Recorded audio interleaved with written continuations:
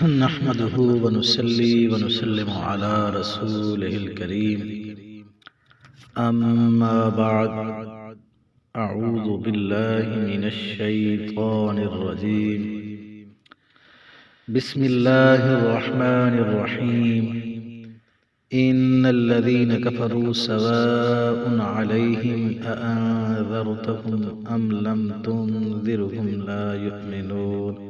صدق اللہ العظیم۔ سورہ بقرہ آیت نمبر 6۔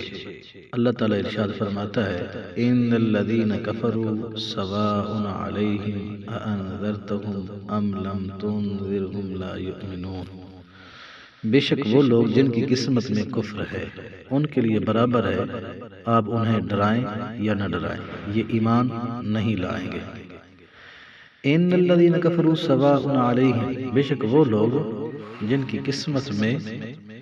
کفر ہے ان کے لیے برابر ہے، چونکہ ٹھنڈک کی پہچان گرمی سے، دن کی پہچان رات سے، اور اچھائی کی پہچان برائی سے ہوتی ہے۔ اسی لیے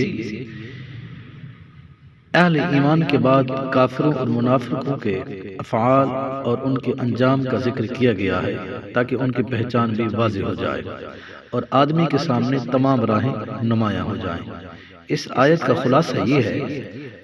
اے پیارے حبیب صلی اللہ علیہ وآلہ وسلم، وہ لوگ جن کی قسمت میں کفر ہے جیسے ابو جہل، ابو لہب وغیرہ کفار، ان کے لیے برابر ہے کہ آپ انہیں اللہ تعالیٰ کے احکام کی مخالفت کرنے کے عذاب سے ڈرائیں یا نہ ڈرائیں۔ یہ کسی صورت ایمان نہیں لائیں گے کیونکہ ان کے بارے میں اللہ تعالیٰ کو پہلے سے ہی معلوم ہے یہ لوگ ایمان کی دولت سے محروم ہیں۔ کفر کی تعریف اور ازلی کافروں کو تبلیغ کرنے کا حکم دینے کی وجہ۔ یہاں دو باتیں ذہن نشین رکھیں۔ نمبر 1، ضروریات دین میں سے کسی چیز کا انکار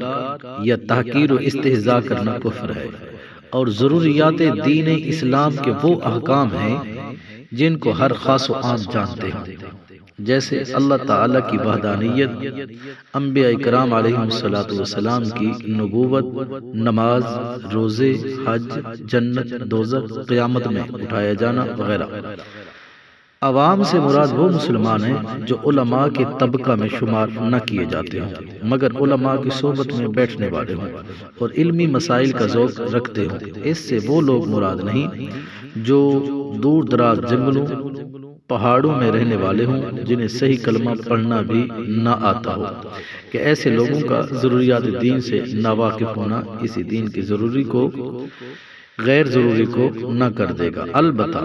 ایسے لوگوں کے مسلمان ہونے کے لیے یہ بات ضروری ہے وہ ضروریات دین کا انکار کرنے والے نہ ہوں اور یہ عقیدہ رکھتے ہوں کہ اسلام میں جو کچھ ہے حق ہے اور ان سب پر اجمالاً ایمان لانے والے ہوں۔ دوسری بات، ایمان سے محروم کفار کے بارے میں معلوم ہونے کے باوجود انہیں تبلیغ کرنے کا حکم اس لیے دیا گیا تاکہ ان پر حجت پوری ہو جائے اور قیامت کے دن ان کے لیے کوئی عذر باقی نہ رہے۔ اللہ تعالیٰ کا ارشاد ہے رسلا مبشرین ومنذرین لئلا یکون للناس علی اللہ حجۃ بعد الرسل وکان اللہ عزیزا حکیما۔ ہم نے رسول خوشخبری دیتے اور ڈر سناتے بھیجے تاکہ رسولوں کو بھیجنے کے بعد اللہ تعالیٰ کے یہاں لوگوں کے لیے کوئی عذر باقی نہ رہے، اور اللہ زبردست ہے، حکمت والا ہے۔ اور اللہ تعالیٰ کا ارشاد ہے وَلَوْ أَنَّا أَهْلَكْنَاهُمْ بِعَذَابٍ مِّن قَبْلِهِ لَقَالُوا رَبَّنَا لَوْلَا أَرْسَلْتَ إِلَيْنَا رَسُولًا فَنَتَّبِعَ آيَاتِكَ مِن قَبْلِ أَن نَّذِلَّ وَنَخْزَىٰ۔ اور اگر ہم انہیں رسول آنے سے پہلے کسی عذاب سے ہلاک کر دیتے تو ضرور کہتے اے ہمارے رب، تو نے ہماری طرف کوئی رسول کیوں نہیں بھیجا کہ ہم ذلیل و رسوا ہونے سے پہلے تیری آیتوں کی پیروی کرتے۔ نیز انہیں تبلیغ کرنے سے ایک فائدہ یہ بھی حاصل ہوا، اگرچہ وہ ایمان نہیں لائے لیکن حضور پر نور شافع و مشہور سید عالم صلی اللہ علیہ وآلہ وسلم کو انہیں تبلیغ کرنے کا ثواب ضرور ملے گا۔ اور یہ بات ہر مبلغ کو پیش نظر رکھنی چاہیے کہ اس کا کام تبلیغ کرنا اور رضا الہی کو پانا ہے، لوگوں کو سیدھی راہ پر لا کر ہی چھوڑنا نہیں۔ لہذا مبلغ نیکی کی دعوت دیتا رہے اور نتائج اللہ تعالیٰ کے حوالے کر دے، اور لوگوں کے نیکی کی دعوت قبول نہ کرنے سے مایوس ہونے کی بجائے اسے ثواب پر نظر رکھے جو نیکی کی دعوت دینے کی صورت میں اسے آخرت میں ملنے والا ہے۔